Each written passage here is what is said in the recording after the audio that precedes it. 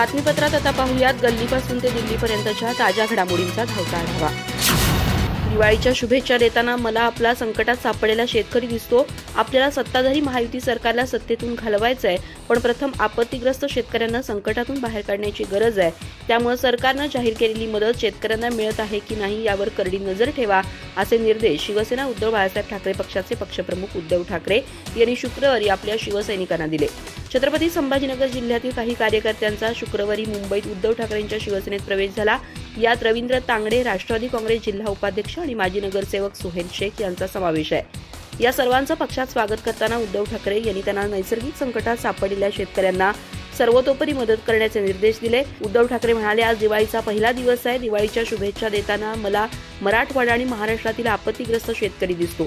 या आपत्तीग्रस्त शेतकऱ्यांच्या मागे इतर कुणी उभे राहा किंवा न राहो, पण शिवसेना त्यांच्यासोबत प्रत्येक पावलांवर उभी राहील। या शेतकऱ्यांना न्याय मिळवून देण्यासाठी शिवसेना त्यांच्यासोबत उभी राहिल्याशिवाय राहणार नाही, हा शब्द मी यापूर्वी दिलाय। मी माझा शब्द पाळेन। उद्धव ठाकरे पुढे म्हणाले, मी 8 दिवसांपूर्वी छत्रपती संभाजीनगरात येऊन गेलो।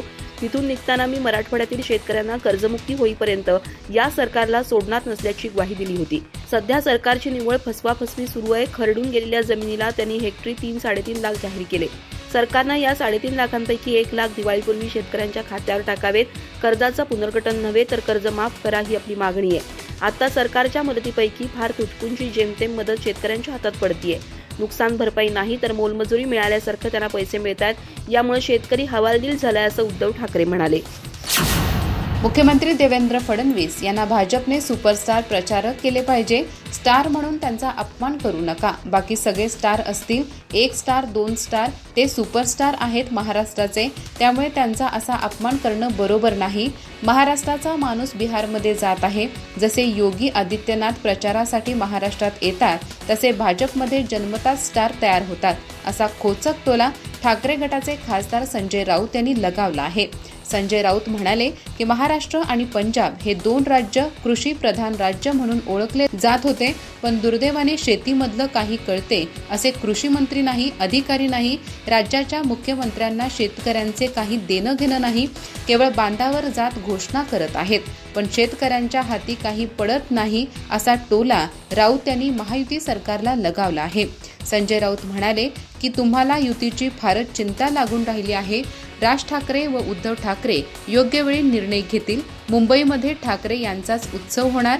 मनसेकडून अनेक वर्षापासून दिवाळीत दीपोत्सव होतोय, मीही पाहिला आहे। प्रसन्न करणारा सोहळा आहे।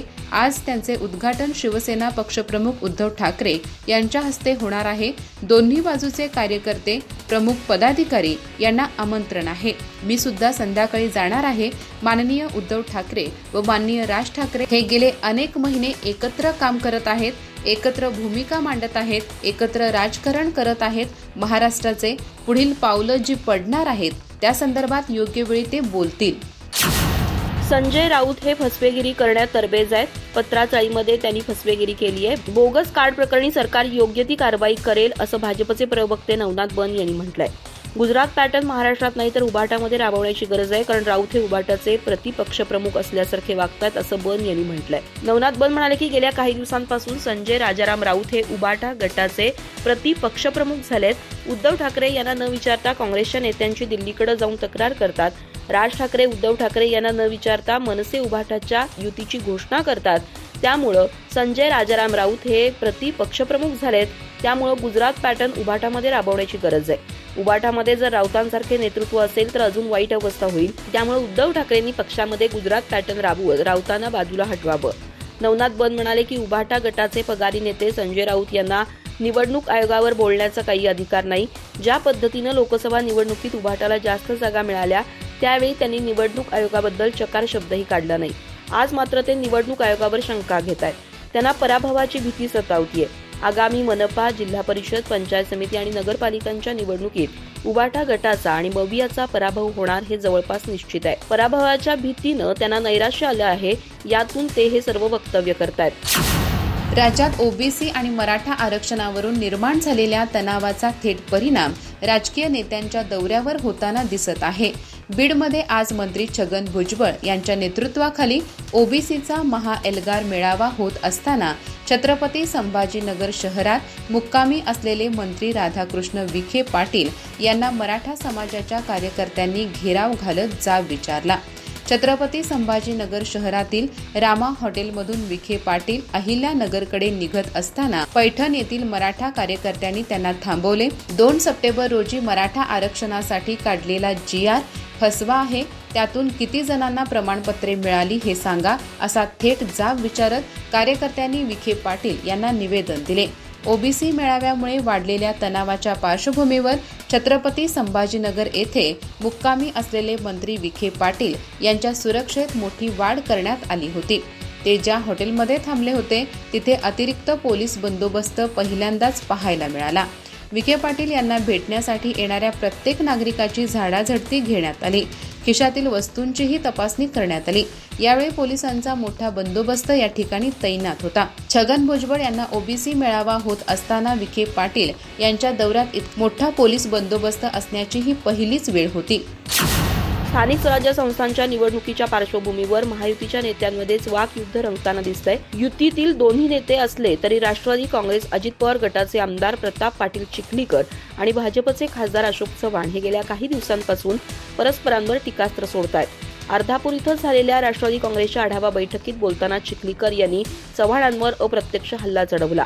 मी कुणाला घाबरून पक्ष बदलला नाही, ना मागच्या दारानं गेलो. माझे वडील ना मंत्री होते ना खासदार. मी नेहमी जनतेसमोर निवडणूक लढलो आणि जिंकत आलो, अशा शब्दात त्यांनी अशोक चव्हाणांवर टीका केली. चिखलीकर म्हणाले की काही जण पक्ष बदलले म्हणून दुसऱ्यांनीही पक्ष बदलला, पण मी कुणाला घाबरून पक्ष बदलला नाही. मी परिस्थितीनं लहान कार्यकर्ता असलो तरी स्वाभिमानी आहे. कुणापुढे झुकलो नाही आणि पुढेही कधी झुकणार नाही. आतापर्यंत 18 निवडणुका लढवल्या आणि त्यापैकी 16 निवडणुका जिंकल्यात. माझे वडील मंत्री नव्हते, खासदार नव्हते, मागच्या दारातून जाण्यासाठी काही आधार नव्हता. मी जनतेसमोर लढलो आणि जनतेने मला स्वीकारलं. त्यांच्या या वक्तव्याचा रोख थेट भाजप खासदार अशोक चव्हाणांकडे असल्याचं स्पष्टपणे दिसून आलं. याच भाषणात चिखलीकर यांनी थेट नाव न घेता टोला लगावत म्हटलं की मागच्या दारानं राज्यसभेत गेलेल्यांनी आज मला उपदेश देऊ नये. माझी राजकारणातील वाटचाल जनतेसमोर आहे, बंद खोलीत नाही. त्यांच्या या विधानानंतर उपस्थित कार्यकर्त्यांमध्ये जोरदार जल्लोष झाला. चिखलीकर आणि चव्हाण हे दोघेही नांदेड जिल्ह्यातील प्रभावशाली नेते आहेत. मात्र महायुतीत असूनही दोघांमध्ये गेल्या काही महिन्यांपासून तणाव वाढत चाललाय. दरम्यान काही दिवसांपूर्वीच खासदार अशोक चव्हाण यांनी देखील चिखलीकरांवर पलटवार केला होता. काही लोकांना माझं नाव घेतल्याशिवाय जेवणच जात नाही, हा त्यांचा प्रॉब्लेम आहे, असा टोला त्यांनी लगावला होता. नांदेड जिल्ह्याच्या विकासासाठी आपण सतत काम करत असल्याचं सांगत चव्हाण म्हणाले, नांदेड महाराष्ट्रातील टॉप 10 जिल्ह्यांमध्ये यावा ही माझी भावना आहे. त्यामुळे अशा प्रकारच्या वक्तव्यांना मी महत्त्व देत नाही. त्याला मला काही फरक पडत नाही. चव्हाणांच्या या वक्तव्यानं दोघांमधील वाद आणखी तीव्र झाला. सातारा जिल्ह्यातील दरे गावात उपमुख्यमंत्री एकनाथ शिंदे यांनी जात सफरचंदाच्या बागेत भेट देऊन शेतकऱ्यांशी संवाद साधला. या भेटीदरम्यान त्यांनी विरोधकांवर जोरदार टीका केली. मी दरे गावात आलो की अनेकांची पोटदुखी सुरू होते, अशासाठीच बाळासाहेब ठाकरे मोफत दवाखाना सुरू केलाय, असा खोचक टोला शिंदे यांनी लगावला. महाविकास आघाडीच्या काळी दिवाळी या आंदोलनावरही त्यांनी भाष्य केले. विरोधकांकडे आता कोणताही ठोस मुद्दा उरलेला नाही, अशी टीका त्यांनी केली. या संदर्भात एकनाथ शिंदे म्हणाले, मी दरे गावात आलो की विरोधकांचे पोट दुखते आणि दिल्लीत गेलो की त्यांच्या पोटात गोळे येतात, पण मी त्याचा विचार करत नाही. या सर्व पोटदुखीवाल्यांचा बंदोबस्त केला आहे. बाळासाहेब ठाकरे आपला दवाखाना हा सर्वांसाठी मोफत आहे, त्यामुळे त्यांना तेथेच उपचार घ्यायला हवेत. त्यांच्या या वक्तव्याने उपस्थित कार्यकर्त्यांनी टाळ्यांचा कडकडाट केला. यावेळी उपमुख्यमंत्री शिंदे यांनी स्वतः रोटर हातात घेऊन सफरचंद बागेत मशागत केली. शेतात काम करत असतानाच त्यांनी शेतीवरून सातत्याने टीका करणाऱ्या विरोधकांना प्रत्युत्तर दिले. विरोधकांकडे आता मुद्दे नाहीत. पूर परिस्थितीबाबत त्यांना वाटले नव्हते की हे सरकार शेतकऱ्यांसाठी 32,000 कोटींचे पॅकेज जाहीर करेल, पण आम्ही दिले. मी दसऱ्याच्या मेळाव्यात सांगितले होते की शेतकऱ्यांची दिवाळी काळी होऊ देणार नाही आणि आज आम्ही त्यांना दिलासा देत आहोत, असे शिंदे म्हणाले. शिंदे पुढे म्हणाले, विरोधक कोणत्याही विषयावर राजकारण करण्याच्या मागे लागले आहेत. निवडणूक असो किंवा शेतीचा प्रश्न, ते नेहमी दिशाभूल करतात. आम्ही चांगले निर्णय घेतले तरी त्यात दोष काढतात. एकेकाळी हेच लोक मुख्यमंत्री देवेंद्र फडणवीस यांना बुके देत होते आणि आता त्यांच्यावर टीका करत आहेत. ही त्यांची दुटप्पी भूमिका आहे. कायम रडगाणे गाणे हेच त्यांचे काम झाले आहे. पण बाळासाहेबांनी आम्हाला रडायला नव्हे, लढायला शिकवले आहे. महाराष्ट्रातील शेतकऱ्यांनी दिवाळी साजरीच करू नये असा कट आणि हेतू शरद पवार गटाच्या राष्ट्रवादी काँग्रेसचा असल्याचं दिसतंय, असं भाजप प्रवक्ते केशव उपाध्ये यांनी म्हटलंय. शरद पवार कृषी मंत्री असताना त्यांच्या कार्यकाळात या महाराष्ट्रात सर्वाधिक शेतकऱ्यांनी आत्महत्या केल्या, तेव्हा तुम्हाला काळी दिवाळी साजरी करावी वाटली नाही का, असा सवाल देखील उपाध्ये यांनी केलाय. शेतकऱ्यांना काळी दिवाळी साजरी करावी असं शरद पवार गटाकडून सांगण्यात येत असल्याच्या मुद्द्यावरून उपाध्येंनी टीका केली आहे. केशव उपाध्ये पुढे बोलताना म्हणाले की शेतकऱ्यांच्या हिताचा असणारा हमी भावाचा प्रश्न सोडवणारा स्वामीनाथन आयोग शरद पवार मंत्री असताना दाबून ठेवण्यात आला, त्यावेळी काळी दिवाळी साजरी करावी वाटली नाही का, असा सवालही उपाध्ये यांनी केलाय. ज्यावेळी केंद्राच्या चुकीच्या धोरणामुळे कांद्याचे भाव पडले तेव्हा ते वाढणार कधी असा प्रश्न मंत्री असलेल्या शरद पवार यांना विचारला. त्यावेळी वैतागून शेतकरी हिताच्या प्रश्नावर मी सांगायला काय भविष्यवक्ता आहे का, असे उद्गार काढणाऱ्या शरद पवार यांना काळी दिवाळी साजरी करावी वाटली नाही का. केशव उपाध्ये म्हणाले की महाराष्ट्रातील पूरग्रस्तांच्या पाठीशी मुख्यमंत्री देवेंद्र फडणवीस हे खंबीरपणे उभे आहेत. त्याला उभे करण्यासाठी पूर्ण प्रयत्न सरकारचे सुरू आहेत. अशा वेळी देखील ढोंगीपणा करत राजकारण करू पाहणाऱ्या शरद पवार गटाचे हे मगरीचे अश्रू आहेत, हे आपण लक्षात घेतले पाहिजेत, असा टोला केशव उपाध्ये यांनी लगावलाय. पुण्यातील जैन बोर्डिंग हाऊसच्या जागेची बेकायदेशीर विक्री केल्याच्या प्रकरणावरून सध्या पुण्याचे राजकारण प्रचंड तापले आहे. या व्यवहारात खासदार आणि केंद्रीय राज्यमंत्री मुरलीधर मोहोळ अडचणीत येण्याची शक्यता निर्माण झाली आहे. जैन समाजाने मोहोळ यांच्यावर गंभीर आरोप करत संताप व्यक्त केला आहे.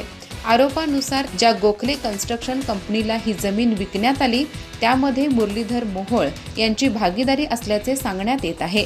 या प्रकरणी स्वाभिमानी शेतकरी संघटनेचे नेते राजू शेट्टी यांनी मोहोळ यांच्यावर थेट आरोप करत मोहोळ यांनी बिल्डरांना हाताशी धरून जैन बोर्डिंगची जमीन हडपली असा आरोप केला आहे. या पार्श्वभूमीवर जैन समाज आक्रमक झाला असून पुणे जिल्हाधिकारी कार्यालयावर मोर्चा काढण्यात आला आहे.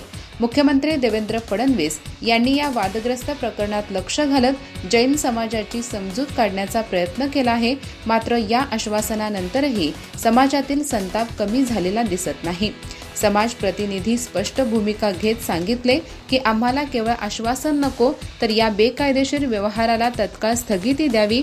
दुसरीकडे मुरलीधर मोहोळ यांनी या प्रकरणाबाबत अद्याप कोणतेही अधिकृत स्पष्टीकरण दिलेले नाही. ते नियोजित कार्यक्रमानुसार दिल्लीला जाणार असल्याची माहिती मिळाली असून त्यांच्या या दौऱ्यावरून राजकीय वर्तुळात कुजबूज रंगू लागली आहे. अनेकांचा सवाल आहे की मोहोळ मौन का बाळगत आहेत आणि ते मौन कधी सोडणार. दरम्यान या प्रकरणावर राष्ट्रवादी काँग्रेसचे आमदार रोहित पवार यांनी सोशल मीडियावरून सरकारवर निशाणा साधला आहे.